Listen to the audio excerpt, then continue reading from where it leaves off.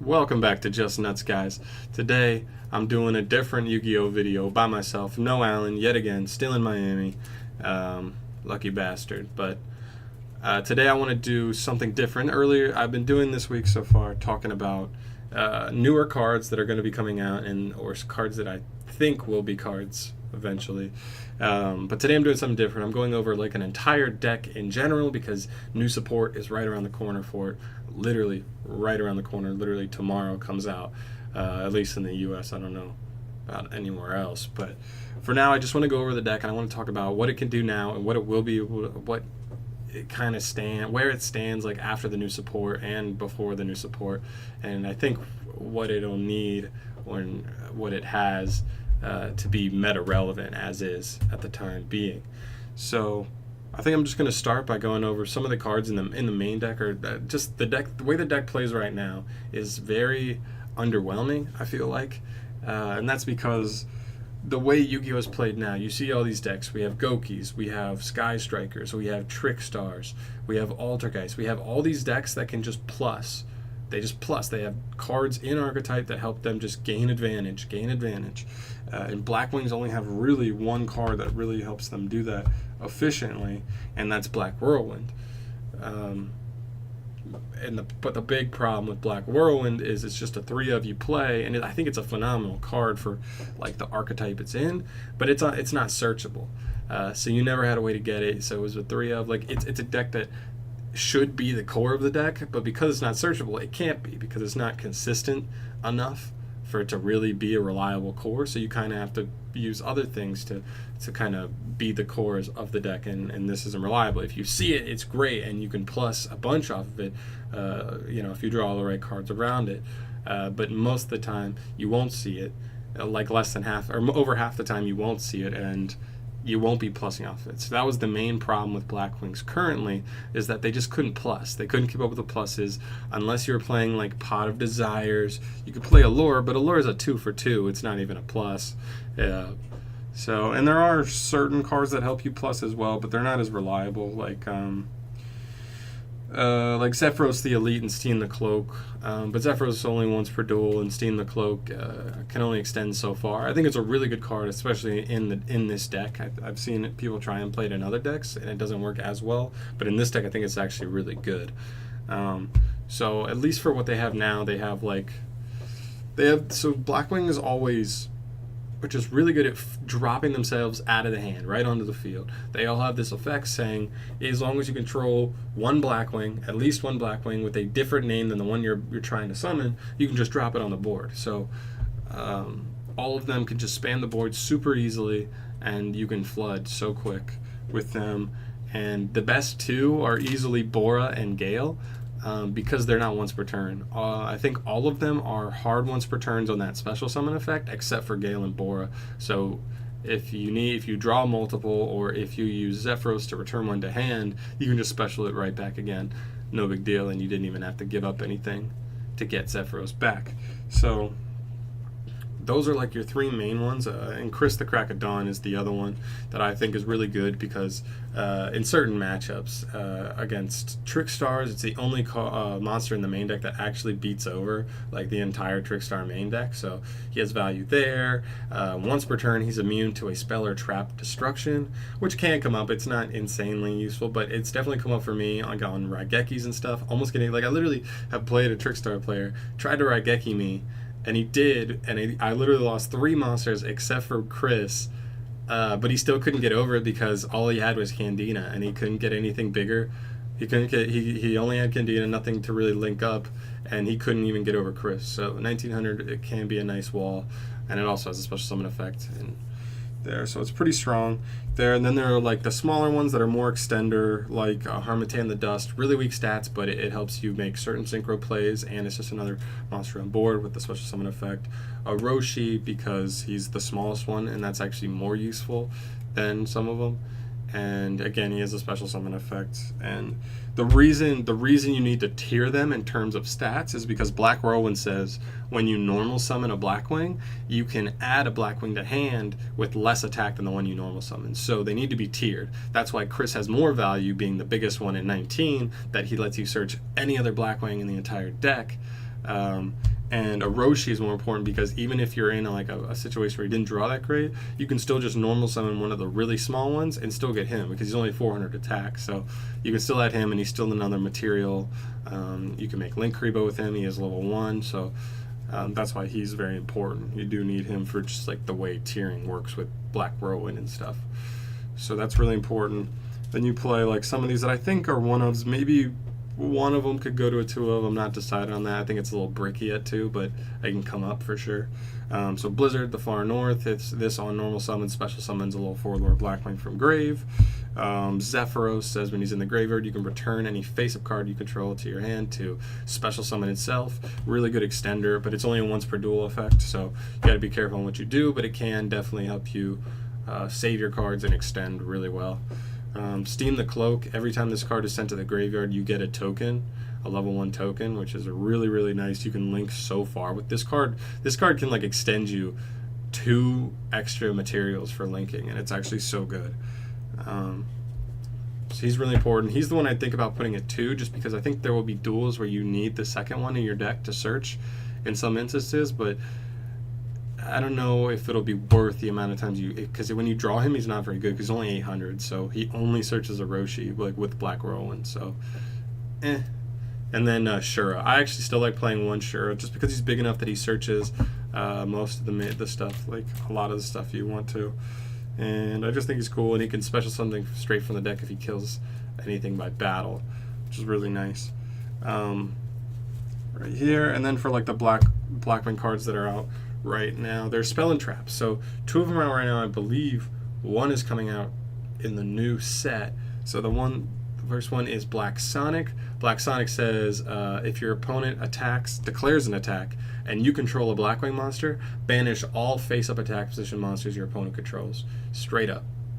Which is pretty insane. It's a pretty powerful card, but you have to resolve it.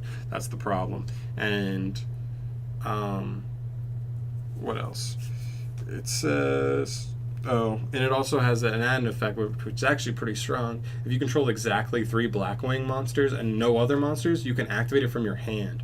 So your opponent wouldn't even know anything's coming because you don't have anything set on the field, and then you can just banish whole board right there from your hand.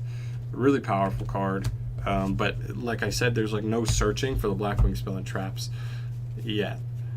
So that's like the main big problem there. There's also Delta Crow Anti-Reverse, which is similar to a Black Sonic, but like a Spell and Trap version that says if you control a Blackwing monster, destroy all face-down Spell and Trap cards your opponent controls, and if you have exactly 3 Blackwings, no other monsters, you can do it from your hand, and it's a trap card as well. So that's another powerful card in a certain matchup. I think they're both maybe side deck cards, and then depending on the matchup, you side them in, because I think in certain matchups they just win the duel for you by themselves in certain situations. Like against Altergeist, like Delta Crow Anti-Reverse, just like blowout. You just win as long as they didn't have like a judgment or a warning, or not warning, just a judgment. So it's really strong. They're both really strong, and there's one other one that negates cards by tributing a Blackwing. That's a new one that comes out in the new stuff, but it's the main thing. But yeah, you're really Black Whirlwind. The problem was Black Whirlwind's your really only consistent plus card, but you had no way to get to it until now. One of the new cards is Blackwing Seamoom, of the Poison Winds. So really good card.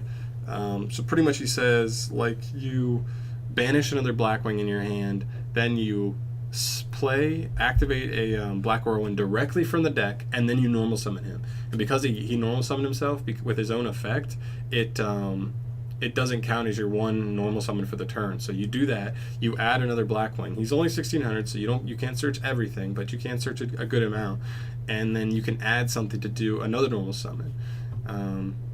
And I believe you have to control no monsters on the field to activate this, and you cannot special summon monsters except for dark monsters for the rest of the turn, which is not a big deal. Like literally going through this, I was going through my extra deck right now, and I think there's 9 staple cards, I feel like, for Blackwings right now, which are Nothung the Starlight, Raikiri the Rain Shower, Chidori the Rain Sprinkling, Obsidian Hawk Joe, Scarlight, Link Karibo, Wee Witch's Apprentice, and then Top Logic Bomber and Top Logic Trizbana.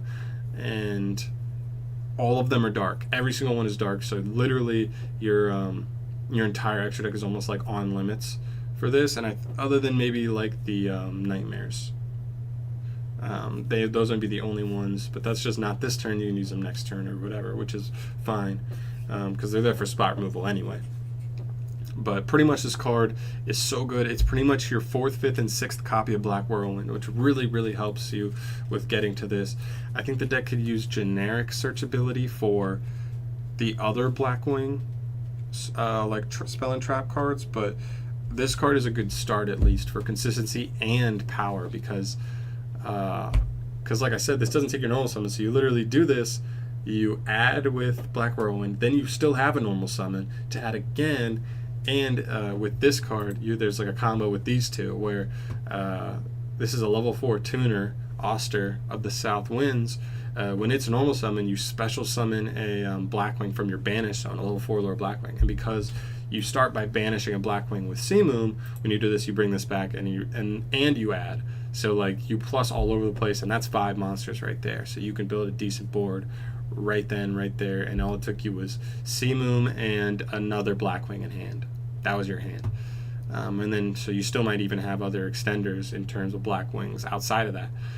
So it can be really strong. And then the other new is the Boss Monster. This card I actually think is really relevant for Blackwings because dueling with Blackwings, I felt like I could never build defensive boards, and not just defensive, but defensive in the fact that like it could be 3 big monsters, but if my opponent had anything to like wipe, a Raigeki, a Dark Hole, Storming Mirror Force, or anything, they had no protection, no nothing. So they all got wiped, could all get wiped all at once, and then you're blown out at that point because you used all your resources to make these big monsters and you push for game. But if you weren't able to get it, as long as your opponent had one wiping card, you just lose everything all at once.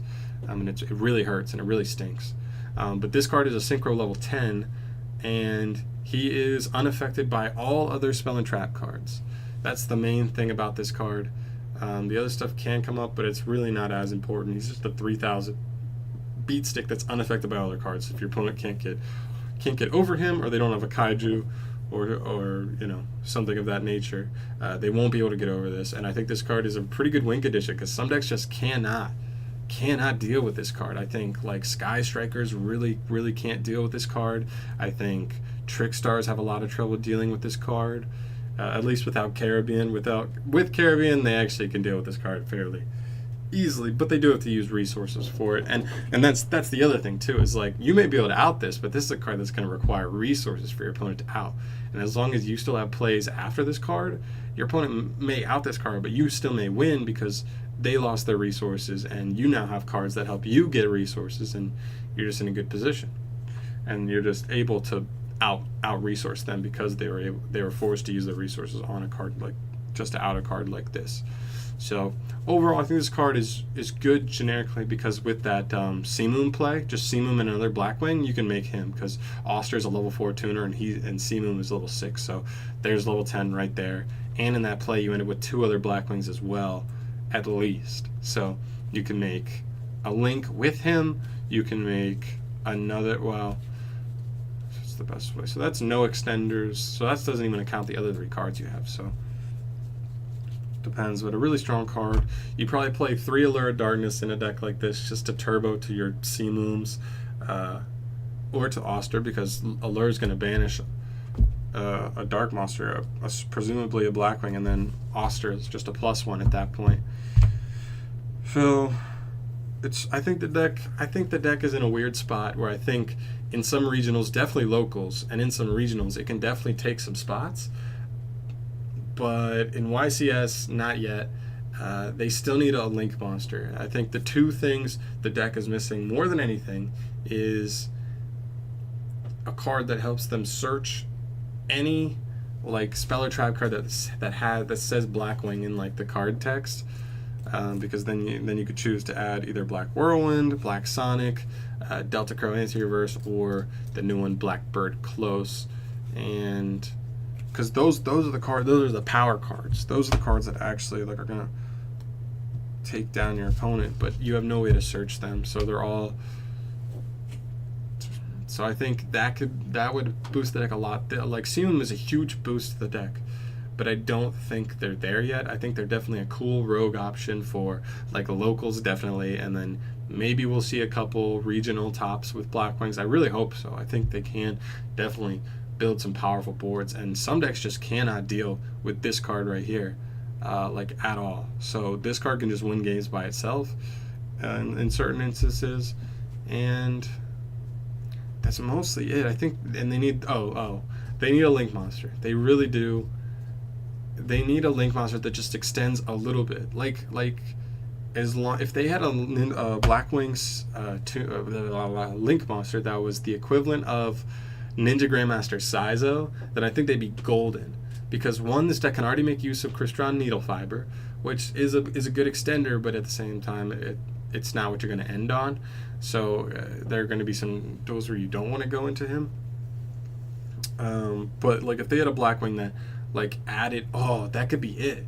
This card could be one and done. If it was like a Link 2 that said like set one Blackwing Speller Trap card, or one Speller Trap card that has Blackwing in the card text or your deck, or add it to your hand. Do one or the other, and then just like maybe a minor protection effect, nothing crazy, something maybe just something that says like if this card cannot be destroyed, but like just like Saizo, this card cannot be destroyed by battle, you control a ninja, or cannot be targeted by card effects, like something like that. Nothing crazy, like a little generic like blanketing effect for itself, and I think that can honestly help so much. That could be the difference, is because it like you have these power cards, and if you can just search them, then like that can be enough. Because like if you search like Black Whirlwind, even if your opponent knows it's there, they're gonna have to use resources. They're gonna have to make sure they go into either Unicorn or Phoenix, if they don't like if they didn't draw like Twin Twisters or something, to out it, and then that they had to allocate resources to that, and then their board's not going to be as strong, and then a board that you can build with Blackwing should be good enough to out that, at least. So I think the deck has potential in the future. I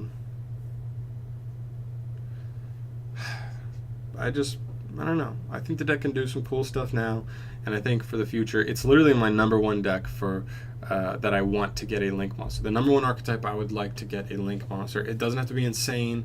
Nobody would say Saizo's insane. They'd say he's pretty good, and that's all I want. If you get a pretty good Blackwing Link monster that can extend a little bit and have a little bit of protection, that's all you need in a deck like this. So that's all I have to say about Blackwings. A little longer than I actually thought it would go, but sometimes I get, especially talking about a deck I love, I get rambling and I can't stop, and I'm sorry. But this is where we ended up here, guys. Thank you so much for watching this video. If you liked it, subscribe for more, because I'm definitely making more Yu-Gi-Oh videos, with or without Alan. I'm going to try and get him into some Yu-Gi-Oh stuff, but no guarantees. I can't make anybody like something they don't, and he's cool with me uploading on our channel. So there, thank you so much for watching, guys. Have a good ass day.